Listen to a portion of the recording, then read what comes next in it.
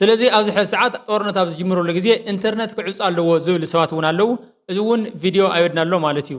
ስምዑ ስታሊን ዝብል ዘሎ ማለት እዩ ከምቲ ናይ 2013 ዝነበረ ኢንተርኔት ክጠፍእ እኒዎ ትግራይና በለ ካብ ጦርነት ልመፅእ ምንም ነገር የለ ናይ ቃ ንግሆ ፖለቲከኛታት ክተዓረቑ እዮም ኣብ ወንበር ክደራደሩ እዮም እዚ ዝኾነ ይኹን ፀገም ብጦርነት ትፍታሕ ነይሩ ትግራይ ቀደም ፀገማ ምፈትሐቶም ሕዚ እኳ ክንምሃር ኢና ደደባትን በላሕትን እዮም ስለዚ ኣብዚ ሕዚ ሰዓት ኣብ ትግራይ ብዝተፈላለየ ካብታት ያው ጦርነት ተጀሚሩ ኣሎ ኣብ ዝተፈላለዩ ካብታት እውን ድሮን ዝወቅዕትሉ ኩነታት እዩ ዘሎ ማለት እዩ ስለዚ ብዛዕባ እዚኦም ሓፈሻዊ ነገራት እንታይ ይበሃሉ ዝብል ብዛዕባ ዝኣመለክቶም ድማ ፕሬዝደንት ትግራይ ጀነራል ታደሰ ወረደ እውን ዝተወሰነ ዝሃቦ ሓበሬታ ኣሎ እዚ እውን ንዓኹም ክነከፍለኩም ኢና ማለት እዩ ፕሬዝደንት ግዚያዊ ምምሕዳር ትግራይ ጀነራል ታደሰ ወረደ እዋናዊ ጉዳይ መልክቶም ምስ ቴሌቪዥን ትግራይ መግለፂ ሂቦም ኣለዉ ንትኻሊ ኩሉ ዝገለፅዎ ገዲፈም ብዛዕባ ተጋጢሙ ዘሎ ጎንፂ ግን ብምንታይ ተፈሊሙ መንከ እዩ ጀማርዩ ሕዚ ዘለዎ ኩነታት ካብ ከመይ ኩነታት እዩ ዝብል ሰላም ሰላም ሃመን ኢኹም ናይ ቃንጭ ሓቂ ዩቲዩብ ቻናል ተኸታተልቲ ንሎም መዓልቲ ብዛዕባ ኣብ ትግራይ ኣጋጥሚ ዘሎ ኩነታት ዝተወሰነ ሓበሬታ ንምክፋል ኣብዚ መፅእ ኣለኹ ኩልና ከም ንፈልጦ ኣብ ትግራይ ናይ ኩናት ነገራት እናተሕሰ እዩ ዘሎ ኣብዚ ሕዚ ሰዓት ካብዞም ኣብ ትግራይ ጦርነት ዝካየደሉ ዘሎ ቦታታት ሓደ ወጀራት ሕስር ዓዲ እዩ ብወጀራት እውን ብዝተፈላለየ ካብታት ጦርነት እናተኻየደ ቀኒ እዩ ሕዚ እውን ጦርነት እናቐፀለ እዩ ዝኸይድ ዘሎ ብዛዕባ እዚ እውን ሓበሬታ ክናካፍለኩም ኢና ብሓፈሻ እውን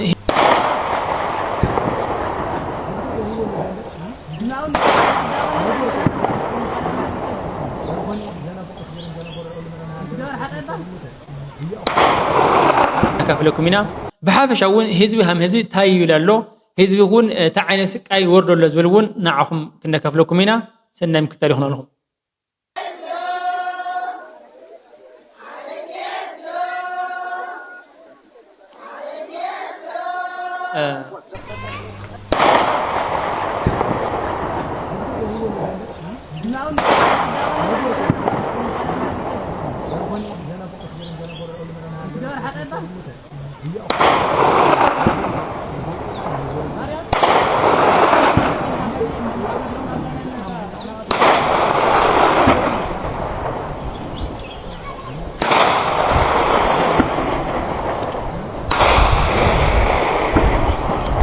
اتين سمع زلنا دمصي وجرت عسر عدي طابيا سنعله قشت حداله استواله ቦታ እዩ ባይዘው ለዚ እዚ ቦታ እዚ ብፍላይ ትግራይ ኣብ ጭንቂ ግዜ ዝነበረሉ እዋን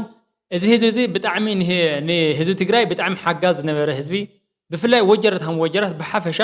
ትግራይ ናብ ዝሐሸ ደረጃ ንክትሰጋገር ብፍላይ መርሕ ትግራይ ካብ ዝፀንሖም ጭንቂ ነፃ ንክወፁ ብጣዕሚ ዝሓገዘ ምልሻ ወጀራት ወየንት ወጀራት ብጣዕሚ ታሪካዊ ቦታ ናሰርሕሉ ዝነበሩ ቦታ እዩ ሕዚ ግን ዳግማይ ተመልሱ ድሕሪ 3 ዓመት ድሕሪ 4 ዓመት ሃምዚ ኢሉ ድምፂ ጥይት ክሰምዕ እዚ ትማል ሓለፉ ስቃይ ከኣኽሎስ ሕዚ እንደገና ናዚ ሚእታዩ ብጣዕሚ ዝሕዝን እዩ ብሓፈሻ ትግራይ ሃም ትግራይ ተመሊስኻ ላብ ጦርነት እዚ ልእተየሉ ግዜ ብጣዕሚ ልሕዝነካ ዘን ዓለም ጥንቲ ኩሉ ግዜ ልልወፀ መንሰይ ድምፂ ጥይት ዝሰምዐሉ ብጣዕሚ መሕዘን ዝኾነ ታሪኽ እዩ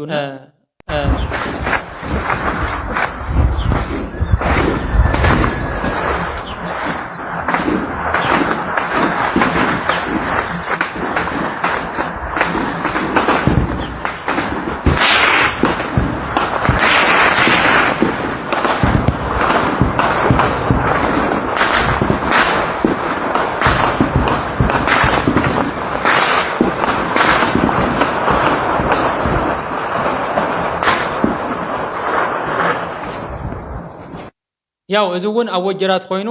ኣብ ጎንኳ ዝተባሃለ ቦታ ፍሉይ ስሙ ድማ ፍሽነ ዝተባሃለ ቦታ እዩ ብታሕቲቶም ሓራ መሬት ኣለዉ ብላዕሊ እውን ተዲየፍ ኣሎ ማለት እዩ ስለዚ ህዝቢ ኣብ ማእኸል ብጣዕሚ ተጨኒቑ ህዝቢ ብጣዕሚ ናብ ምህላለ ናብ ጸሎቱ ላተየሉ ግዜ ዘሎ ብጣዕሚ እቲ ማሕበረሰብ ብጣዕሚ ኣብ ጭንቂ እዩ ዘሎ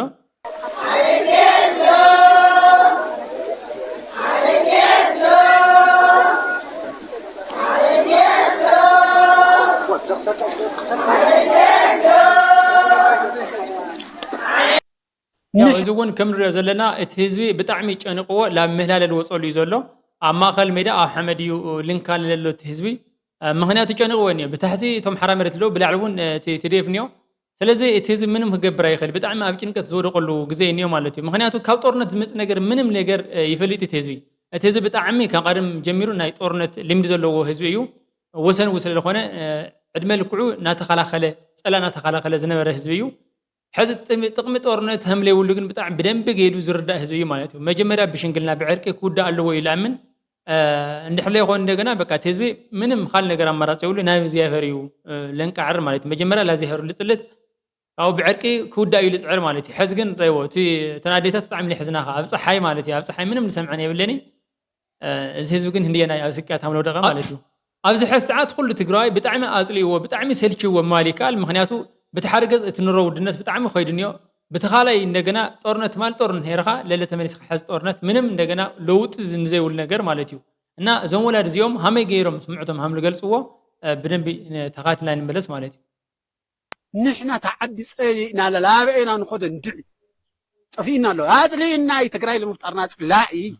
كاي حارقي بمن بحالفتي مرحتي انا حدا ما هي يزوار بكم تلو جبار فوق الغا همزن انسسا تمهرات اللي تمهر كنت يكخلكم يوم قالي من انسسا يتشوفون وانا وركم ام انت يزنحكم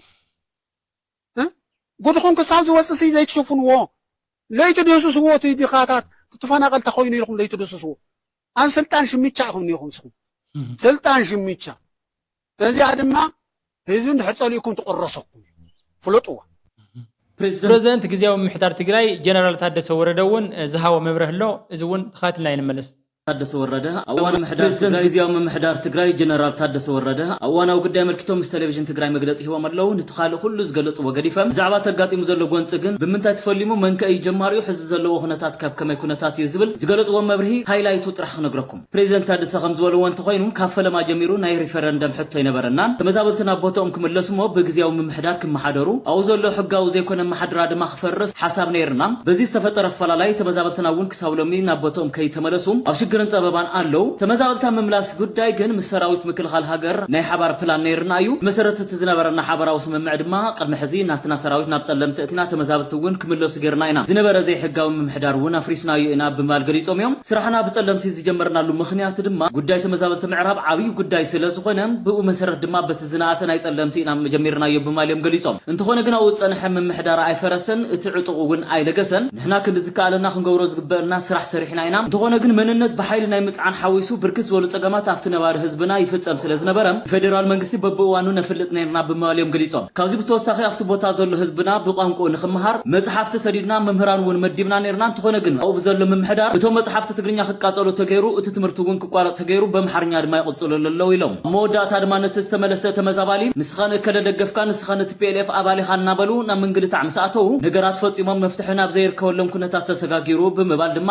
እንቀልቱ ጎንጽ ይገልጹ ከመራሒ ولو جنرال تادس وردم كمرحي مفتح الساعنا لو كبير كنتات نيروغ نغزياو ممحدار بمالي غلصو اسعيبهم صلمتي بحيل ناي مملاس حساب يبلنا بحساب المردا ان مملاسنا نصعر كبلو غليصوم انتاي ماغاطيمون زبل حتون تملس دما كفرس زتبال حيل غبيلو زدولو يخغبر انت مزابلت دما تمليسون كفانا قولون تغيرو بز عقل صبت زي استبغسس توسن حيلي كس هاجر تغيرو كمزي استغبره اجندا خم بحدش كل عل سلستدلي ايو مسراوت مكلخال اثيوبيا نموغا ايكونن بمال دما خبرو يفتنو قتيلهم دما حيل مستسغره انت تغور مصيخم بزبل غونص خمس تفطران قدميت زخدت احادون ما نوغ سلازي خدت ابدن دس كفيلان هالوت كمس تقعت يغلصو سيعيبون اب تقلالا ني حيل منقساس كم تسغاغرون ابريهم نزم غسزي متقالل انتغورو لدما بدحريو درونات كنقساقسا جميرن እና በላውን ክልተ አይሱዝ ወቅዕን ክልተ ሰባት ድማ በሞት ከም ዘስኡና ይገልጹም እዚ ምስተፈጠረስ ተወሰነ ኃይል አው ስተርፈት ከም ዘላውን ገሊጾም ዝተረፉ ግን ክምለሱ ከም ዝተገበረ አብሪሆም ጀነራል ታደሰ ወረደም አነን ባዓለ ምስሕብረት አውሮፓ ክዘራረብ ትልምነይርኒ እንተኾነ ግን ዕለት ሐሙስ በረራ ተዓጽፍ በማል ገሊጾም ሕዙን እዚ ሐሳብ ውዕል ፕሪቶሪያ ክምለስ በመግባር ብዘይውግፍ ተጸገም ክፍታህ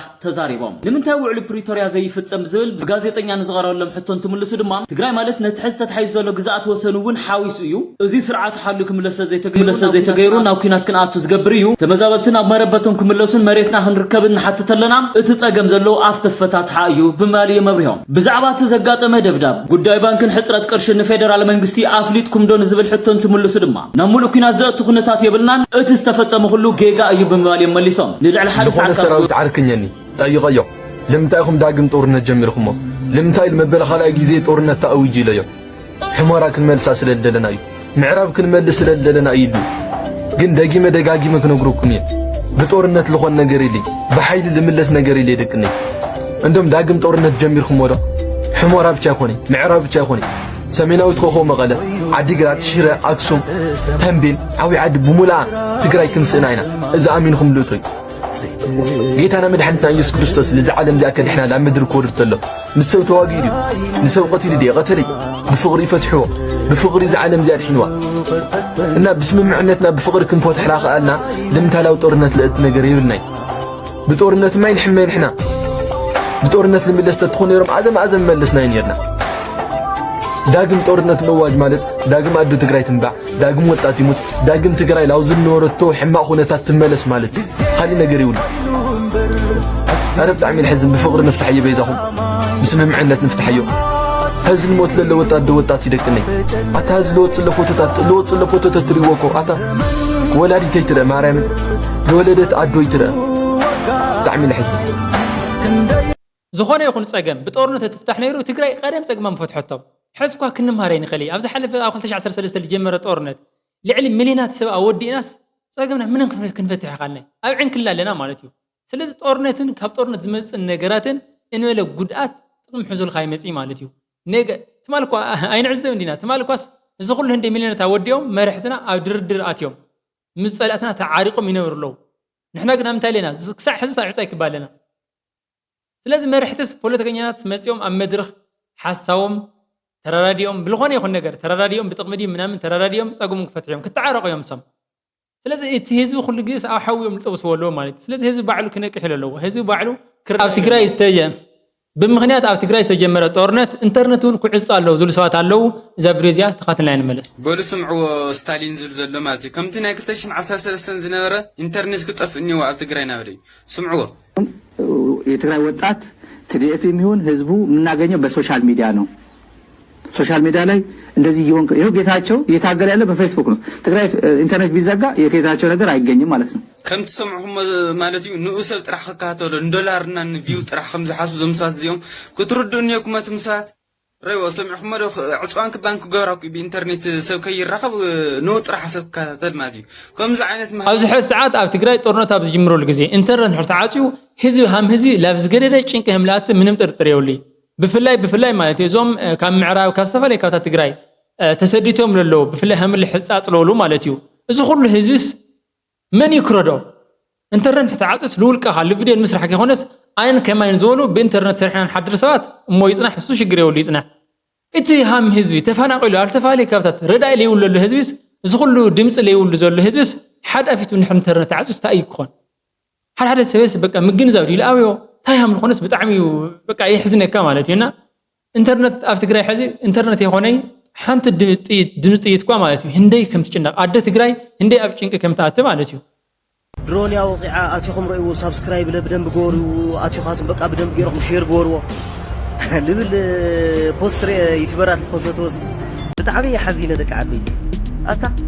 بدك خاكو تخلو كادرة توقع لك الود دخاي عدت تقرأ تنوع له بويتو قنبلة لدور لندو لم تايسل سلام بيت سو كله تو أكاونت خا